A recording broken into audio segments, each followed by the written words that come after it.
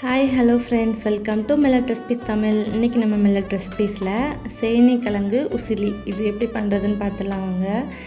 பொரியல் பண்ண தெரியாத பிகினர்ஸ் கூட இந்த மாதிரி ரெடி பண்ணி கொடுத்திங்கன்னா எப்படி பண்ணீங்க, இதில் என்னெல்லாம் சேர்த்துருக்கீங்க அப்படின்னு கேட்குற அளவுக்கு இதோட ருசி ஒரு நாவிலே நிற்கும். கண்டிப்பாக மறுபடியும் செஞ்சு தாங்க அப்படின்னு சொல்லி வீட்டில் எல்லோரும் கேட்பாங்க. வாங்க இந்த ரெசிபி எப்படி பண்ணுறதுன்னு பார்த்துடலாம். அதுக்கு ஒரு சட்டியில் 4 டேபிள் ஸ்பூன் தேங்காய் எண்ணெய் சேர்த்துருக்கேன். தேங்காய் எண்ணெய் சேர்த்தா தான் இந்த ரெசிபிக்கு நல்லா ருசி கொடுக்கும். அதனால் தேங்காய் எண்ணெய் சேர்த்துக்கோங்க. நல்லா தாராளமாக சேர்த்துக்கோங்க. ஏன்னா சேனக்கிழங்கு நம்ம இதிலே தான் வறுக்க போகிறோம். அப்புறம் 1 டேபிள் ஸ்பூன் கடுகு, ஒரு குத்து கருவேப்பிலை போட்டு நல்லா கடுகு கருவேப்பிலெலாம் பொரிஞ்சதுக்கு அப்புறமா ஒரு 4-5 டைம் சேனக்கிழங்கு கழுவி எடுத்துகிட்டு வந்துடுங்க. ஏன்னா சேனக்கிழங்குல காரத்தன்மை இருக்கும்ல, அதனால நல்லா கழுவிடணும்.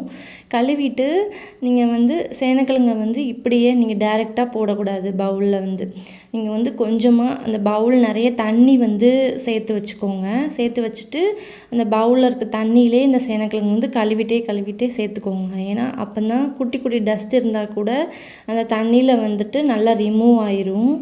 ஸோ தண்ணி பவுல் நிறைய வச்சுட்டு நீங்கள் அதிலேருந்து சேனக்கிழங்கு அள்ளி உள்ளே போடும்போது உங்களுக்கு குட்டி குட்டி டஸ்ட்டு அந்த தொலியெல்லாம் அதில் கொஞ்சம் இருந்தால் கூட நம்ம ரெசிப்பியை சொதப்பிடும். அதனால் சேனக்கிழங்கு எப்போவுமே பார்த்து ஹேண்டில் பண்ணணும்.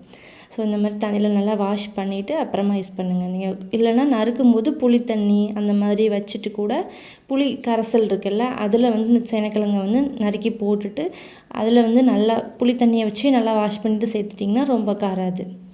அப்புறம் 1/4 டேபிள் ஸ்பூன் மஞ்சள்தூள், 1 டேபிள் ஸ்பூன் உப்பு, கல் உப்பு சேர்த்துருக்கேன். உப்பு உங்களுக்கு எந்த அளவு தேவையோ அந்த அளவுக்கு நீங்கள் ஆட் பண்ணிக்கோங்க. ஆட் பண்ணிவிட்டு இதில் காரம் எதுவும் சேர்க்கக்கூடாது. நம்ம இதுக்கு அரைக்க போகிற மசாலா தான் இந்த ரெசிபிக்கே ரொம்ப ரொம்ப ருசி கொடுக்க போகுது. ஸோ வீடியோ ஸ்கிப் பண்ணாமல் ஃபுல்லாக பாருங்கள். நல்லா இந்த எண்ணெய் நிறையா ஊற்றிருக்கிறதுனால ஒரு 5 நிமிஷம் இந்த சேனக்கிழங்கை கைவிடாமல் அந்த எண்ணெயிலே நல்லா ஃப்ரை பண்ணி எடுத்துக்கோங்க. டீப் ஃப்ரை மாதிரி பண்ணிவிட்டு ஒரு 300 ml அளவு தண்ணி சேர்க்க போகிறோம். நீங்கள் 1/4 கிழங்கு சேனக்கிழங்கு எடுக்கிறீங்க அப்படின்னா 1/4 கிலோ அந்த மாதிரி அளவில் சேனக்கிழங்கு எடுக்கிறீங்கன்னா 300 ml தண்ணி உங்களுக்கு சரியாக இருக்கும். ஃபுல்லாகவே 300 ml நீங்கள் அளந்து வச்சுட்டு மூடி போட்டு மூடிடுங்க. ஒரு 10 நிமிஷத்தில் நல்லா வெந்துடும். தண்ணியெல்லாம் இல்லாமல் நல்லா ட்ரையாக வெந்துடணும். இந்த கிழங்கு இந்த தண்ணி இந்த அளவு கிழங்குக்கு தாராளமாக சூப்பராக இருக்கும். ஒரு 2-3 பேர் சாப்பிட்லாம். இந்த அளவுகளை ஒரு மூடி போட்டு மூடி ஒரு 10 நிமிஷம் விட்டுருங்க. இதுக்கு ஒரு மசாலா அரைக்க போகிறோன்னு சொன்னோம்ல, அதுக்கு ஒரு 2 பெரிய சைஸ் வத்தல், ஒரு குட்டி வத்தல் எடுத்திருக்கேன். நீங்கள் காரத்தை அந்த மாதிரி சேர்த்துக்கோங்க. இது மீடியம் அளவு காரம் இருக்கும். 1/4 கப் கடலப்பருப்பை 20 நிமிஷம் தண்ணியில் ஊற போட்டுருங்க. அதாவது நீங்கள் கிழங்கை க்ளீன் பண்ணி கட் பண்ண முன்னாடி ஊற வச்சிட்டிங்கன்னா நீங்கள் க்ளீன் பண்ணி கட் பண்ணி வரதுக்குள்ளே இந்த பருப்பு ஊறிடும். 20 நிமிஷம் ஊறின விட்டு மிக்ஸி ஜாரில் 1 டேபிள் ஸ்பூன் ஜீரகம், 3 வத்தல் கடலப்பருப்பை நல்லா கொரப்பாக அரைச்சி எடுத்துகிட்டு வந்துடணும். தண்ணி நம்ம ஊற வச்சோம்ல, அதெல்லாம் நல்லா வடிகட்டிட்டு 3 டைம் வாஷ் பண்ணிவிட்டு ஜல்லடையில் போட்டு தண்ணியை ஃபுல்லாகவே ட்ரையாக வடிகட்டிட்டு அரைங்க. தண்ணி ஒரு சொட்டு கூட இருக்கக்கூடாது மிக்ஸி ஜாரில்.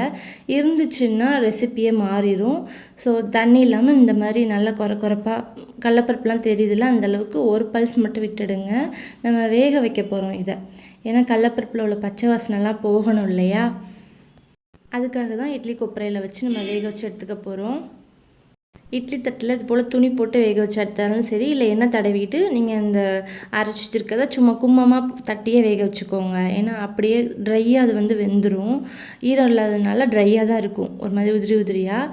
இப்போ நம்ம ஏற்கனவே அரைச்ச அதே மிக்ஸி ஜாரில் சூடு கொஞ்சம் ஆற விட்டு, அதாவது கரெக்டாக ஒரு 5 நிமிஷம் 10 நிமிஷம் வேக வச்சா போதும். ரொம்ப நேரம் வேக விட வேணாம்.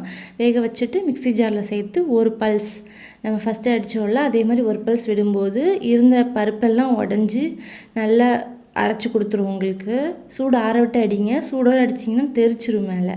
அதனால் பார்த்து ஹேண்டில் பண்ணுங்கள். அரைச்சி வச்சுருந்த மசாலாவை சேனக்கிழங்கு கூட சேர்த்து நல்லா மிக்ஸ் பண்ணி விட்டுருங்க. ஒரு 2 நிமிஷத்துக்கு நல்லா கைவிடாமல் சிம்லே வச்சு தேங்காய் எண்ணெய் மட்டும் 1 டேபிள் ஸ்பூன் ஊற்றிட்டு விரகிக்கோங்க. விரகி முடிச்சுட்டு இறக்கும் போதும் ஒரு 1 டேபிள் ஸ்பூன் அளவுக்கு தேங்காய் எண்ணெய் வந்து சேர்த்து இறக்கி வச்சுருங்க. நல்ல கமகமன்னு மணமாக இருக்கும் இந்த உசிலி. இந்த உசிலி ரெசிபி வந்து நீங்கள் தேங்காய் இல்லாத சமயங்களில் வேறு எந்த பொரியலுக்கெலாம் சேர்த்துக்கலாம். அதாவது பீன்ஸு, வாழைத்தண்டு அந்த மாதிரி சேர்த்துக்கலாம். கேரட்க்கு வந்து சேர்த்துக்கிட்டிங்கன்னா ருசி நல்லா இருக்காது. பீன்ஸ்க்கு சேர்த்துக்கலாம். வாழைத்தண்டு, வாழைக்காய் பொரியலுக்கெலாம் இந்த மாதிரி கடலைப்பருப்பு ஊற வச்சு மசாலா பண்ணி பாருங்கள், ரொம்ப ருசியாக இருக்கும். தேங்காய் இல்லாத சமயங்களில் கூட நீங்கள் இந்த மாதிரி பண்ணிக்கலாம். அதுவும் இல்லாமல் லஞ்ச் பாக்ஸ்லாம் சில சமயம் தேங்காய் பூ போட்டு பண்ணுறது வந்து கெட்டு போயிருமோன்னு நினைப்பீங்கள்ல, அந்த மாதிரி சமயங்கள்லேயும் இந்த கடலைப்பருப்பு ஊற வச்சு நீங்கள் ட்ரை பண்ணி பார்த்தீங்கன்னா ரொம்ப ருசியாக இருக்கும். அதே சமயம் வீட்டுக்கு வர கெஸ்ட்டுக்கு வந்து இந்த மாதிரி டிஃப்ரெண்ட்டாக நீங்கள் செஞ்சு தரும்போது இதில் என்னெல்லாம் சேர்த்துருக்கீங்க அப்படின்னு கேட்குற அளவுக்கு இந்த ரெசிபியோட ருசி வந்து ரொம்ப டிஃப்ரெண்ட்டாக ரொம்ப ருசியாக மணமாக இருக்கும். இது வந்து தயிர் சாதம், அப்புறம் வந்து நீங்கள் ரசம் சாதம் கூடலாம் வச்சு சாப்பிடும்போது ரொம்ப ருசியாக இருக்கும். சாம்பார் சாதம், வெரைட்டி ரைஸ்க்கெல்லாம் இது வந்து நல்லா எடுத்து கொடுக்கும். தயிர் சாதம் கூட வச்சு சாப்பிட்டு பாருங்களேன். இந்த சேனைக்கிழங்கு உசிலி வந்து ரொம்ப ருசியாக இருக்கும். சேனைக்கிழங்கு வந்து ரொம்ப ஹெல்த்தி இல்லையா எலும்புக்கு, அதனால் இதை அடிக்கடி செஞ்சு கொடுங்க. வாரத்துக்கு ஒரு முறை செஞ்சு பாருங்கள். ட்ரை பண்ணிவிட்டு கமெண்ட் பண்ணுங்கள். நம்ம வீடியோ பிடிச்சிருந்துன்னா லைக் அண்ட் சப்ஸ்கிரைப் பண்ணுங்கள். தேங்க்ஸ் ஃபார் வாட்சிங்.